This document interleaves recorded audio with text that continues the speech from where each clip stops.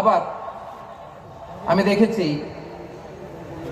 আমার গত সপ্তাহের যশোরের আলোচনার একটা লাইনকে কেন্দ্র করে আমাদের অনেক রাজনীতিবিদ বন্ধুরা অনেক ক্ষুব্ধ প্রতিক্রিয়া দেখাচ্ছেন। ওই কথাকে নিজেদের গায়ে টেনে, নিজেদের গায়ে মেখে ওনারা ক্ষুব্ধ হয়েছেন।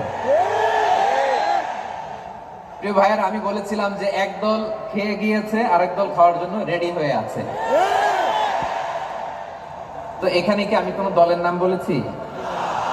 বাংলাদেশে 48টা প্রায় নিবন্ধিত রাজনৈতিক দল, কোন দলের নাম আমি বলিনি। কথাটাকে আমি জেনারেল রেখেছি। দায়ীদের বৈশিষ্ট্যই এটা, দায়ীরা জেনারেলি কথা বলে, যার যেই মেসেজ নেয়ার তারা সেখান থেকে নিয়ে নেয়।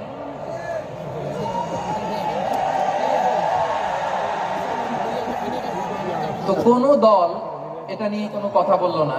আপনারা এটাকে নিজের গায়ে যে মাখালেন, এটা ঠিক হয়নি। আমি বলবো যে এটা খুবই অনভিপ্রেত হয়েছে।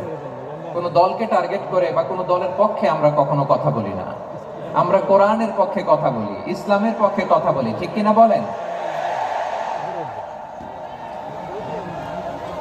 সো একটা জেনারেল কথাকে যদি আমার রাজনীতিবিদ বন্ধুরা নিজেদের গায়ে মাখেন, ক্ষুব্ধ প্রতিক্রিয়া জানান, এতে করে সাধারণ জনগণের কাছে একটা নেগেটিভ মেসেজ যাবে ওনাদের ব্যাপারে। এটা হোক আমরা চাই না। এদেশের যত এই যে আমার ভাইয়েরা, এই যে আমি এই যে কথা বলতেছি, সাদা টুপি, ও আচ্ছা চলে যাবেন না, একটু জায়গা দিয়ে দেন ওনাকে। হয় কি, লক্ষ লক্ষ মানুষের ভিড়ে আপনি যদি উঠতে চান খুব কঠিন হয়ে যায়। যদি পারেন একটু বসেন, আর না পারলে ভাইকে একটু জায়গা দিয়ে দেন। আমার দিকে তাকান, এই সিলেট, এদিকে তাকাও, এদিকে এদিকে, ফাইন।